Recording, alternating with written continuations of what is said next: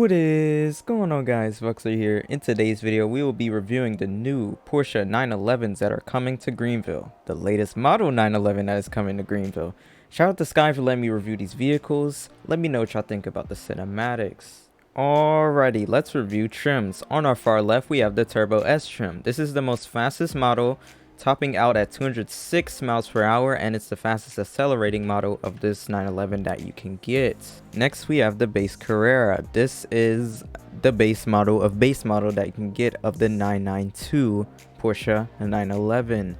Next, we have the GT3. This one is the best when it comes to cornering, but it's still not faster in a straight line than that Turbo S. Greenville, you're mainly driving straight, so if you want something fast, go for the Turbo S. But this one has cool aero. Just like the rest of my reviews, we're going to start off with the base model, then we'll go to the GT3, then we will go up to the Turbo S. So this has custom sounds made by Stiffix, so let's go over to startup.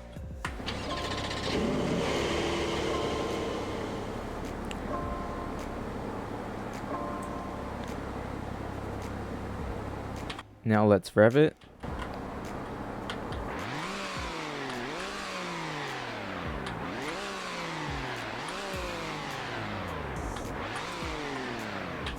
Since I didn't go over lighting in the cinematics like I do in some, let's go over it. Turn signals. As you see, half the light bar lights up, along with this bottom part right here. Let's utilize that free cam for a second. Reverse lights. It's a full neon lighting car, along with 3D headlights. Here's the turn signals in the front. Very nice. DRLs are on. Got the headlights. Like I said, full neon. Even the side reflectors are neon, so I was not joking about the full neon look. But yeah, let's take her for a drive. So let's go ahead and dump her from neutral. As you see, very fun. One thing about these Porsches that I can say off the rip is that all of these handle really nice. This also has one of the biggest spoilers as far as active aero. Basically, half of this rear end is active aero, which is crazy. So just imagine all the wiring and stuff to get that running. So here we go. Top speed of 182 miles per hour. Let's go ahead and slow down. That was on instant braking. Not bad braking at all.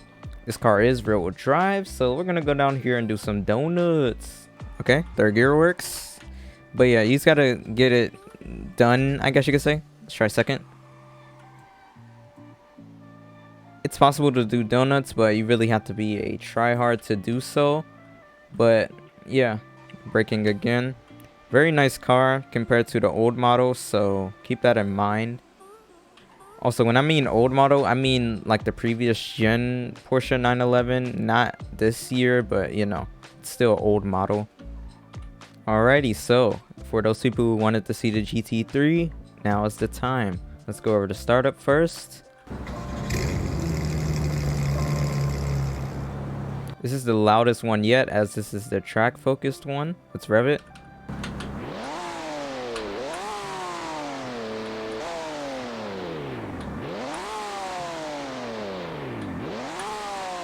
Alright, so let's take this one for a drive. It's a lot faster than the base model, but I can't say the same about the Turbo S, as you guys will see.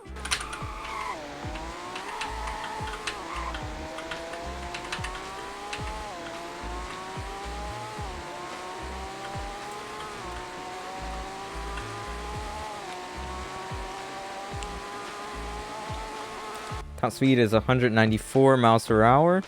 Very fast. Braking. Instant braking, by the way. Very fast.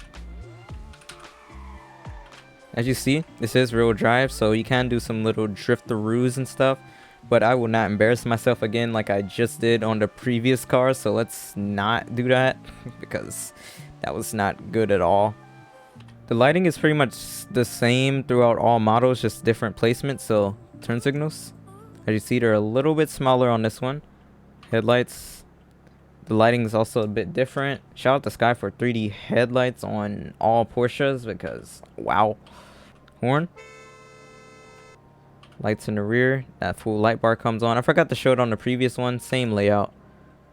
The lighting's the same in the rear throughout all models, which looks really good. So keep that in mind. Don't yell at me in the comments. Alright, cool. So let's park her up, and yeah. Okay, I guess it didn't want to be in the review anymore. Noted. Anyways, before the GT3 gave up on life, we're going to go to the Turbo S model. This is the fastest one, and this is probably the trim you will want if you want the fastest 911 of this generation. Let's hear the startup. Let's rev it. This one actually has burbles.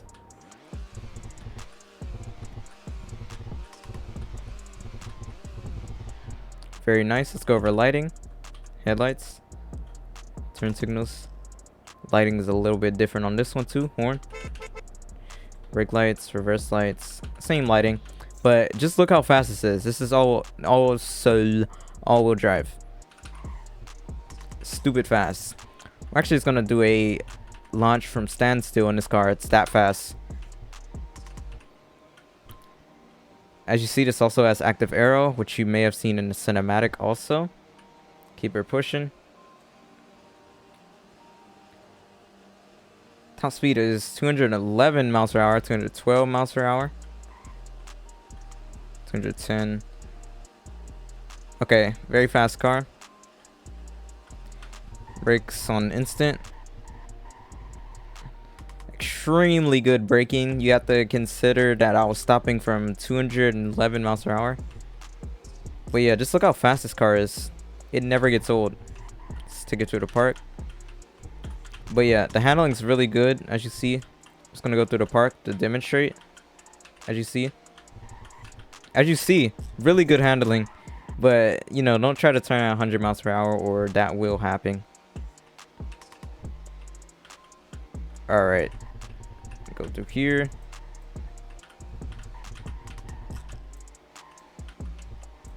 All right, cool. 100, 120, 140, 160, 180.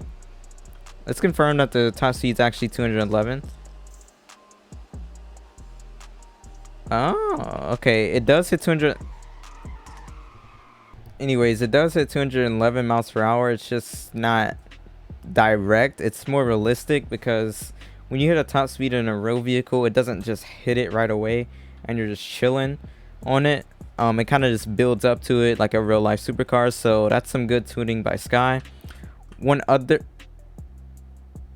Vuxury to the rescue. Had to go grab the Turbo S because they wanted to do sussy. But yeah, like I was saying, Sky really did tune the handling to be really good.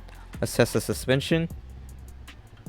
It still has some flex, but it is a 911. Don't expect it to be super duper soft like some SUVs that Cade has retuned.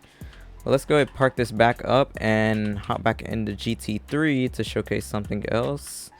So we're just gonna park these, park that back a little. Boom, that's how I got it laid out. Let's get into GT3. So like I said, this one is the track focus one. So we're gonna take it through here, 60 miles per hour. You know, easy, but you know, let's step it up a bit. As you see, it can slide around if you really just throw it around the corner. But it can also turn very fast. Like, look at this. This car is really good. Usually there's trees right there. I don't know what happened. As you see, very nice. And yeah, this car isn't that slow, but compared to the Turbo S, it's quite slow. But as you see, you can just throw the car wherever you want it and it'll go. This is one of my favorite sections, the test cars. But yeah, it is a very slippery car, but the handling is nice and tight, which I like, which really just adds on to the car's feel overall. But yeah, before the video ends, we're going to do something a little different on this review. We're going to compare it to the current 911 that we have in Greenville. I know it's a different generation, but it'll be cool to see how Porsches have changed over time in Greenville. Alrighty, so we have Alrighty, so we have the old generation 911. Let's head over to the new ones. Well, it isn't this interesting. Two Carreras next to each other. You can tell which one looks like old Greenville versus the Greenville quality cars now. The difference is absolutely huge. I mean, huge. Just look at the fronts. That's already a difference right away. We don't, yeah. But let's go over the stuff that you probably noticed right away. Number one, the new one has 3D headlights, which make it look a lot more realistic and it just looks better. And we also have the attention to detail with the Porsche logo Ferdinand. Over here, this is why Sky makes 3D headlights for Porsches, because what is that? What is that? Then you come over here, a lot better. Another thing, the side reflectors. That's just a decal, while on this one, it's kind of modeled in, but it's still a decal on top of the modeled in piece. That one doesn't really seem modeled, it just seemed like a cutout. Let's review other up close details. We have the door handle on the old model. When you come over to the new model, which is actually a completely different design, but it looks a lot better.